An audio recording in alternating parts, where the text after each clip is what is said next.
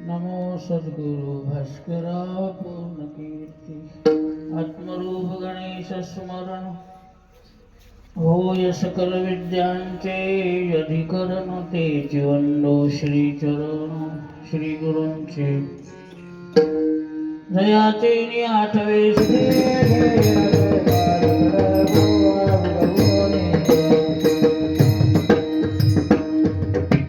Apulia लाजा धावे भक्ताची काजा नाम धरिले दीनानाथ सत्य करावया व्रत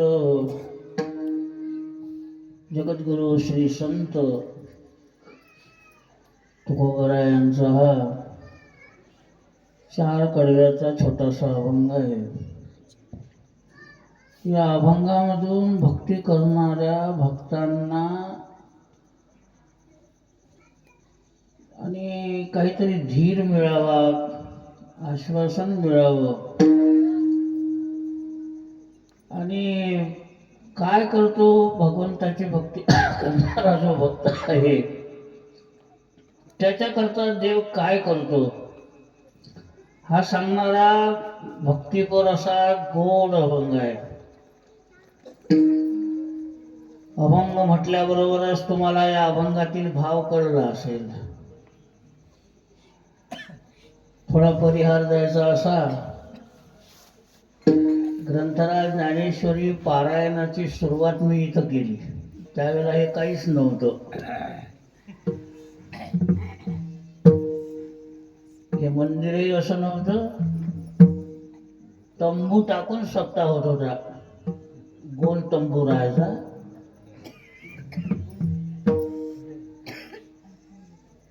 आमचे देवीदास पाटील, एकनाथ पाटील, डॉक्टर साहेब हे जुने आहे स्वतःचं नियोजन करणारे. बरं, त्याच्या हातात मी सापडलो होतो. असाही सापडलो होतो. बरेच दिवसपर्यंत मग सेवा चालली. त्यानंतर जो भूल पडली की नाही हा नाही अकोल्यावालेले त्याला असं गिरवा आता हा जिता नाही आम्हाला.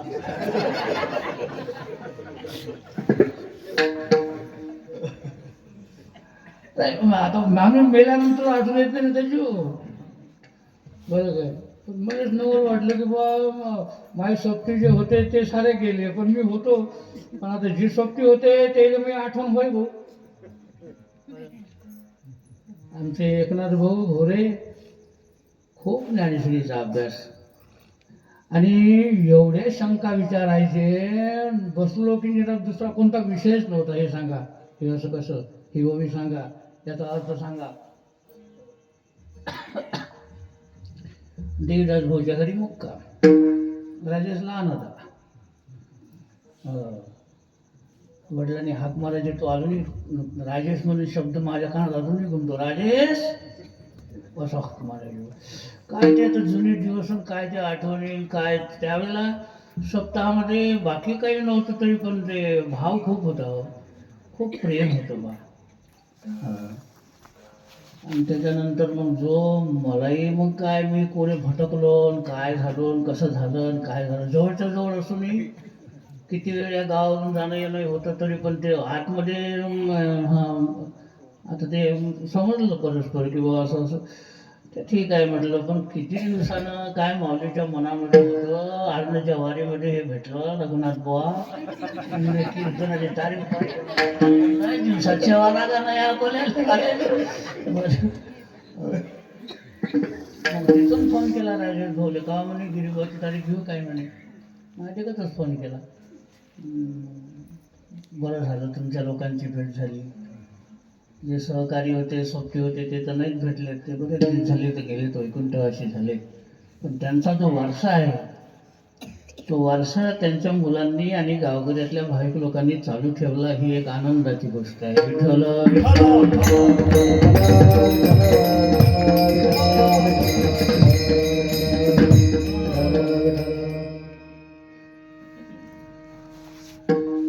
गावचा पोत जो असतो, गावची जी ठेवण असते, गावचा आणि जो स्वभाव असतो, त्या गावामध्ये असणारी मंदिरं आणि त्या मंदिरामध्ये होणारी धार्मिक आध्यात्मिक अशी अनेक होणारी कार्यक्रम, यावर त्या गावातील लोकांचा अंदाज येत असतो की या गावामधील जी मंडळी आहे ही भक्त मंडळी आहे, भाविक मंडळी आहे. त्याचा अनुमानच असते असतं का. म्हणून या परिसरामध्ये बरेच दिवसापासून आम्ही कीर्तनं वगैरे करतो. अजूनही आणि गावामध्ये काही मंडळी जी आहे ती आणि तो कार्यक्रमाचा वसा जो आहे, वारसा जो आहे तो चालवतात.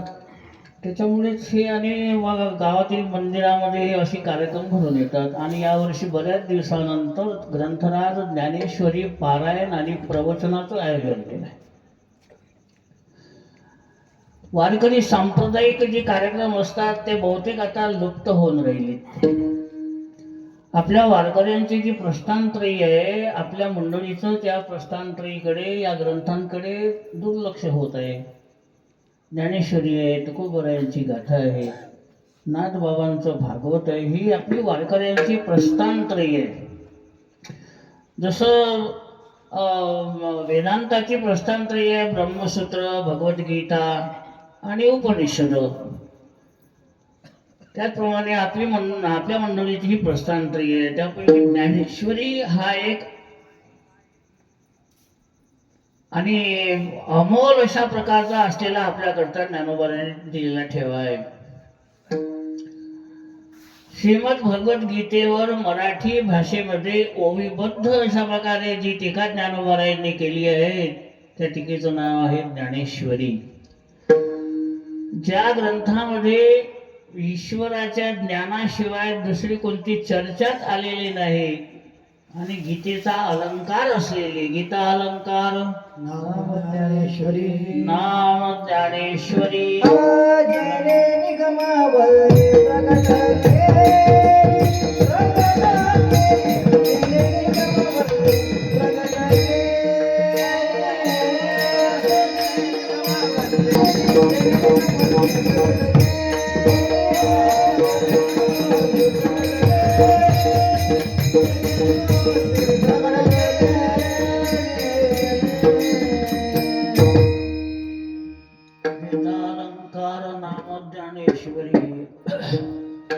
ब्रह्मानंद लहरी प्रगट के. भगवंताने अर्जुनाच्या निमित्तानं जगत कल्याणाकरता गीता ज्ञान सांगितलं. अर्जुना संकट पडता जड भारी, गीता सांगे हरी कुरुक्षेत्री. अर्जुनाला एवढं गीता ज्ञान सांगण्याची काही जरुरी नव्हती, तो अधिकारी होता. सुमना आणि शुद्धमती अनिंदक अनन्यगती म्हणून गौप्यही तया प्रती चावडी जे सुखे, जे त्रिविध मळकटा तू सांडलाशी सुगटा. म्हणून गीतेशी वसवता झाला आजी. मल विक्षेप आरुणाधिक दोष अर्जुनाचे गेलेले होते आणि भक्तांचा राजा होता अर्जुन, नुसतं भक्त नाही. दोनच आतापर्यंत भक्तराज होऊन गेले, त्यापैकी एक पुंडलिक राया भक्तराज आणि दुसरे अर्जुन भक्तराज. आला पुंडलिक भक्तराज आणि अर्जुन. आधीच विवेकाची गोठी, वरी प्रतिपादी श्रीकृष्ण जगजेठी.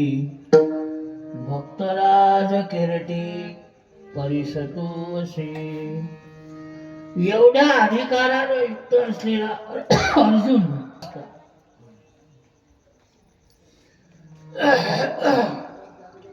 कुरुक्षेत्रावर युद्ध करण्याकरता आलेला अर्जुन समोर भीष्म द्रोणादी पाहिल्यानंतर त्याच्या ठिकाणी शोक निर्माण होतो आणि मग अर्जुनाचं सारथ्य पण करणारे भगवान त्यांना अर्जुन म्हणतो की बाबा मला कोणाशी लढाई करायची आहे पाहायचं आहे म्हणून दोन्ही सैन्याच्या मध्ये माझा रथ नेऊन उभा करा. सेनयोर्भयोर मध्ये रथम स्थापयेत्. किती अधिकार असून पहा ज्याच्या रथाचं सारथ्य पण भगवान कृष्ण करतात. एका नवलतया प्रभूचे जे अद्भुत प्रेम भक्ताचे सारथ्य पण पार्थाचे करीत असे. तेव्हा आपलं नेला दोन्ही सैन्याच्या मध्ये रथ नेलाय पहा म्हणे अर्जुना. आता काही पाहिलं नव्हतं का यांना तरी पण ते देवाला असं वाटलं की थोडस का याची जराशी पाहावी जराशी कोत काय आहे. तर म्हणून भीष्म द्रोणाचार्य कृपाचार्य यांच्या समोर रथ नेऊन उभा केला. त्यांना पाहिलं मग म्हणे हे तर माझे गुरु आहेत, हे माझे पितामह, यांनी आमचा सांभाळ केला. द्रोणाचार्य आहेत यांनी आम्हाला धनुर्विद्या शिकवली. हा धनुर्वेद मजला वधितया ते मी पार्थ द्रोणाचा केला. हा जो अर्जुन धनुर्धारी आज जगविख्यात आहे हे द्रोणाचार्यांनी मला आणि बनवलेला आहे धनुर्धारी. आणि त्यांनी शिकवलेली धनुर्विद्या काय त्यांच्यावर चालवू मी काय भस्मासूर आहे का देवा. जेथीची कृपा लाही देवरू तेथेची मने व्यभिचारू तरी काय मी भस्मासूर अर्जुन म्हणू. बरं अर्जुनाचं खोटं होतं का खरं होतं. खरंच होतं. पण हा बाबा जो आहे या बाबाला त्याचं खरं वाटत नव्हतं. कोणाले देवाले. विठ्ठल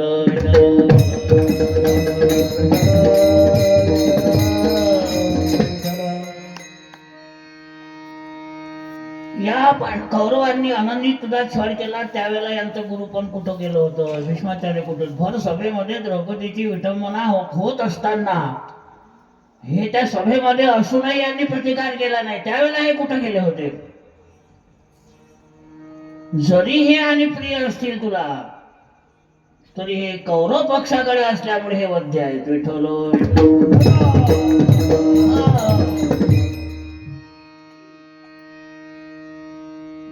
म्हणून अर्जुनाला आणि मोहमुक्त करण्याकरता उपदेश करावा लागला. पण उपदेशाचं काही काम नव्हतं. कृपादृष्टीनं काम झालं असतं हे मला सांगायचं आहे. मग कोणासाठी एवढं मोठं सांगितलं. तोची म्हणजे ज्ञानोबा म्हणतात अर्जुनाच्या निमित्तानं सर्व जगाला हा उपदेश करायचा होता. अर्जुनाचे निव्याजे गीता प्रकाशोने श्री राजे संसारा एवढे थोर ओझे फेडिले नया कोल्याचे नाही. संसारा एवढे थोर ओझे फेडिले महाराष्ट्राची नाही ना भारताची नाही जगाचे.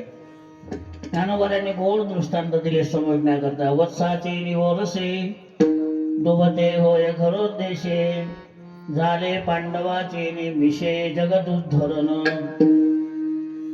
चातकाची एक नवे मेघ पाणी आशी धावे तेथ चराचर आघवे निवाले जेवी कानन गती कमळा लागी सूर्य वेळोवेळा सुखिया होई डोळा त्रिभुवनाचा तैसे अर्जुनाचे निव्याजे गीता प्रकाशोनी श्रीराजे संसारा एवढे थोर ओझे फेडिले जगाचे.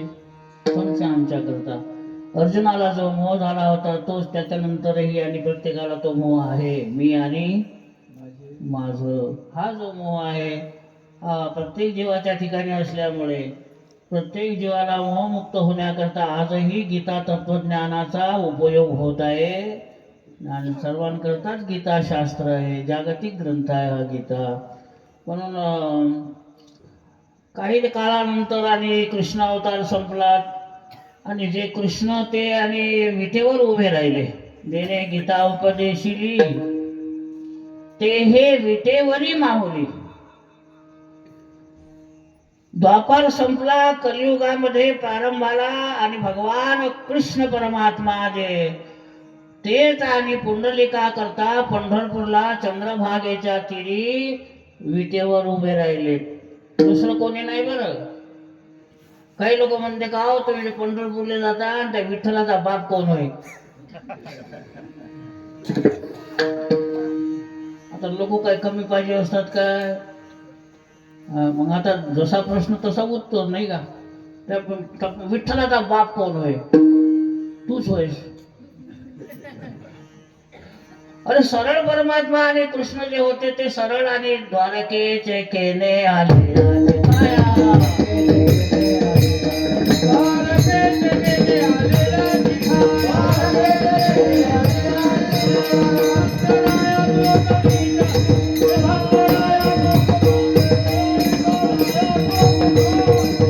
द्वारकेचे केने आले या चिठाया, पुढे भक्तराया चोजवीत. पुंडलिका करता आले, पुंडलिकाचे भेटी परब्रह्म आले गा.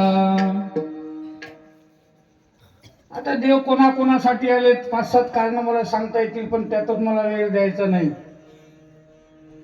रुक्मिणी करता आलेत. रुक्मिणी दिंडीर वनामध्ये तपश्चर्या करण्याकरता येऊन बसली होती. तिला काय काम पडलं रुक्मिणीला तपश्चर्या करायचं? तर त्या राधेचा आणि हेवा वाटत होता रुक्मिणीला, कारण राधा कृष्ण असं भक्त भजन करत त्यावेळेस. राधे कृष्ण गोपाल कृष्ण राधे. रुक्मिणी म्हणे मी असल्यावर ही टवळी म्हणे हिचं नाव काऊन घेतात भक्त? सौती मत्सव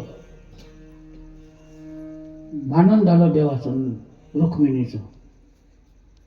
माझं नाव कोण घेत नाही म्हणे? मी तुमची पट्टराणी आहे ना, माझं नाव का नाही घेत? तुमच्या बरोबर माझं नाव घेतलं पाहिजे. देव म्हणे मी काय करू आता, घेत नाही तर तिचं नाव घेतात म्हणून तिचा अधिकार तेवढा आहे म्हणून. गोकुळातून राधा देवाच्या दर्शनाकरता आली द्वारकेमध्ये. जे गोकुळ सोडलं देवाने तर पुन्हा गोकुळात गेलेच नाहीत देव. देवाच्या विरहामध्ये सर्व गवळणी ह्या राधाई शेवटी आणि देवाच्या दर्शनाकरता आली. जशी राधा आली भगवंताला अतिशय आनंद झाला. देवभक्ताची भेट झाली. पाहिली या वेद लावी असं देवाचं स्वरूप आणि देवभाव हरपला. आणि तुझं पाहता राधेचाही देवभाव हरपला, देवाचाही देवभाव हरपला. दोघांची भेट झाली, गोष्टी झाल्या. रुक्मिणीला सांगितलं राधा बऱ्याच दिवसांनी आलेली आहे, दूध आण म्हणे. म्हणून रुक्मिणीला दूध आणायला सांगितलं. ते दूध एवढं होतं बा, चुलीवरचं काढलं आणि लगेच गिलासात भरलं. उष्ण कडक दूध, वाफा निघत होत्या. आता इकडे अवस्था राधेची अशी झाली होती बा, काय गरम आहे का थंड आहे काही भान नाही. ते कडक दूध प्याली राधा. निघून गेली काही वेळानं. संध्याकाळी आईसाहेब रुक्मिणी आईसाहेब देवाची सेवा करण्याकरता शयनगृहामध्ये देवाचे पाय चेपत असताना देवाच्या पायाला फोडं दिसली. म्हणे देवा हे पायाला फोडं कशी काय आली? अगं म्हणे मगाशी तू राजेला दूध दिलं त्यावेळेला पाहिलं का म्हणे ते किती गरम होतं ते?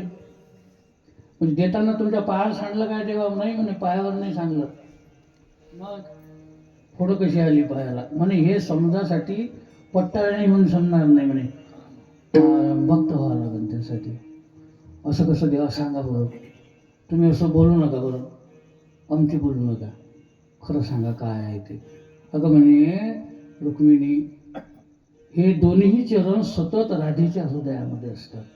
सतत या दोन्ही चरणाचं राधा सतत अखंड आणि अखंड असं स्मरण करत असते. म्हणून हे दोन्ही पाय राधेच्या हृदयामध्ये असतात. राधा दूध प्याल्यामुळे ते लेकाचं दूध माझ्या पायावर सांडलं म्हणे, असं वाटतं. त्यावेळेला राधेचा अधिकार समजला आणि हेवा वाटला. निघाला तिथून द्वारकेतून, मलाही भक्त व्हायचं आहे. अगोदरच आल्या होत्या, काही म्हणजे रुसून आल्या होत्या. आता रुसून म्हणा का बघ काय तुम्हाला म्हणायचं होते म्हणा, पण आल्या त्याच्यासाठी आले. देवतीला वर देण्याकरता आले. दिंडी नावाचा दैत्य होता त्याला मारण्याकरता. त्याला मारल्यानंतर रुक्मिणीकडे आले. काय इच्छा आहे? म्हणे इच्छा काहीच नाही म्हणे, तुमच्या बरोबर भक्तांनी माझं नाव घेतलं पाहिजे, फक्त एवढीच इच्छा आहे. ठीक आहे म्हणे, मग आता माझं नाव बदला लागेल म्हणे मला. म्हणून मग देवानं आपलं नाव बदला, जे कृष्ण होतं ते बदलासाठी पुढे पुंडलिकाकडे गेले. पुंडलिकाकडे गेल्यानंतर ते आई बाबाची सेवा करून राहिला इथे ते. बरे सगळं तीर्थाची धुरे जे का माता पितरे तया सेवे शरीरे लोन केले. देव आले, हाक मारली पुंडलिकाला, तुझ्या आई वडिलांची सेवा पाहून मी प्रसन्न झालो, काय इच्छा आहे वर माग. आता ते आवाज झाला देवाचा, तर ते पुंडलिकराय म्हणे कोण आहे म्हणे, मी होय देव. आरामशीर बोल म्हणे, माझे आई वडील झोपले आहेत म्हणे, सेवा करून राहिलो आई वडिलांची, तुझं काय म्हणणं आहे ते नंतर सांग म्हणे, पहिले आई वडिलांची सेवा पूर्ण होऊ दे, हेच माझे देव आहेत म्हणे, मी कोण्या देवाला ओळखत. सेवा झाल्यानंतर मग देव म्हणे आता सांग, तुला वेळ असेल म्हणत मग या विटेवर उभा राहा. म्हणून पुंडलिकाने देवाला उभं राहण्याकरता वीट फेकली. ऐसा कैसा रे तू धीट भिडकावी वीट, याच्यावर उभा राहा म्हणे, समचरणानं उभा राहा. आणि हातातले आयुध जे आहेत म्हणे, त्या आयुधाचं काही काम नाही म्हणे, चक्र आणि गदा टाकून दे, दोन हाताने कटीवर हात ठेवून पद्म आणि शंख हातामध्ये घेऊन कटीवर समचरणानं उभा राहा. समचरण सरोजम. आणि तुझ्या दर्शनाला जे कोणी येतील त्या दर्शनाला आलेल्या सर्वांना तू मुक्ती दिली पाहिजे, मला काही नको म्हणे, तुझं हेच माझे देव आहेत म्हणे, मला काही मागायचं नाही. बरं भगवंताने प्रसन्न होऊन पुंडलिकाला वर दिला पा. हो, पुंडलिका दिला वर, करुणा कर विठ्ठले. काय मागितलं पुंडलिकाने, मूढ पापी जैसे तैसे उतरी काशी लाव. तुका म्हणे खरे झाले का बोलेस. मग देवाचं नाव विटेवर उभारायला देव म्हणून नाव पडलं विठोबा. वीट उभा, वीटा केला ठोबा, म्हणून हे नाव ते हे कीर्तनकाराने सांगितलं पाहिजे. बरं इतके लोक पंढरपूरला जाता म्हणतो मी, त्याचा बाप कोण आहे त्याला हे उत्तर आहे बरं का. हे सांगितलं म्हणजे मग ते जरासं समजते ना हो, काही लोकांना नाही समजत का. म्हणून वारकऱ्यांचा जो इतिहास आहे, देवाचा इतिहास, संतांचं चरित्र, हे सर्व माहिती पाहिजे बा, हे शेष सांगितलं पाहिजे हो. मग तेव्हापासून मग देवाने आपलं नाव बदललं. मग देवाच्या नावाबरोबर कोणाचं नाव घेतलं गेलं, विठोबा रखुमाई.